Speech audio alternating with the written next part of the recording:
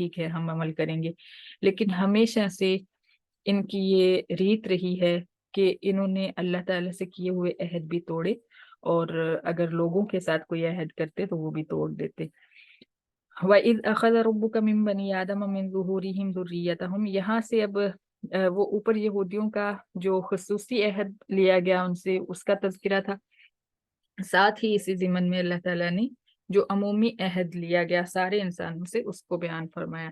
اللہ تعالیٰ فرماتے ہیں کہ ہم نے سب اولاد آدم کی پشتوں سے ان کی اولادوں کو نکالا، اور وَأَشْهَدَهُمْ عَلَىٰ أَنفُسِهِمْ، ان کے اوپر ان کی جانوں کو گواہ بنایا۔ یعنی ابھی جو روحیں دنیا میں آنی ہیں وہ سب پیدا ہو چکی ہیں۔ جہان الست کا جب اللہ تعالیٰ نے اجلاس فرمایا تھا،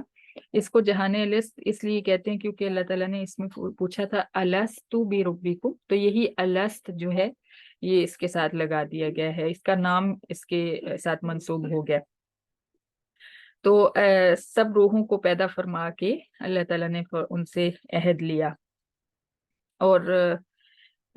کہا جاتا ہے کہ روحیں جو ہیں وہ اس طرح ترتیب سے جہان عالم ارواح میں موجود ہیں جیسے فوج کی پلٹون ہوتی ہے، یعنی ایک گروپ پھر اس سے پیچھے دوسرا گروپ پھر اس سے پیچھے تیسرا گروپ،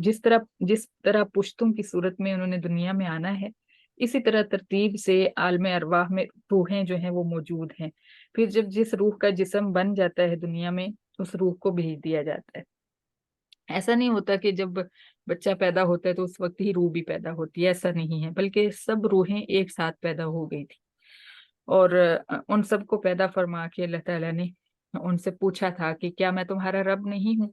تو سب نے ایک زبان میں کہا کہ جی ہاں آپ ہی ہمارے رب ہیں، ہم گواہی دیتے ہیں۔ تو ان تقولوا یوم القیامہ، وجہ کیا تھی یہ عہد لینے کی، کہ ایسا نہ ہو کہ قیامت کے دن تم یہ کہو انا کنا عن ھذا غافلین، ہم تو اس وعدے سے بے خبر تھے، ہمیں تو پتہ ہی نہیں تھا کہ توحید کیا ہے، رسالت کیا ہے، تو اس لیے ہم نے پہلے سے ہی تم سے عہد لے لیا۔ او تقولوا انما اشرک آباؤنا من قبل وکنا ذریۃ من بعدہم، یا اگر ہم تمہارے باپ دادا سے عہد لے لیتے، تم سے عہد نہ لیتے، تو قیامت کے دن تم یہ کہہ سکتے تھے کہ ہمیں ہمارے باپ دادا کی شرک کرنے کی وجہ سے سزا مل رہی ہے، یعنی شرک تو انہوں نے کیا اور سزا ہمیں ملے گی، ہم تو ان کے بعد ان کی اولادیں تھیں، ہمارا اس میں کیا قصور ہے؟ افتہلکنا بما فعل المبطلون، کیا تو ان باطل پرستوں کی وجہ سے ہمیں بھی ہلاک کرے گا؟ تو اس وجہ سے ہم نے سب کو پیدا کر کے ہر ایک سے عہد لیا۔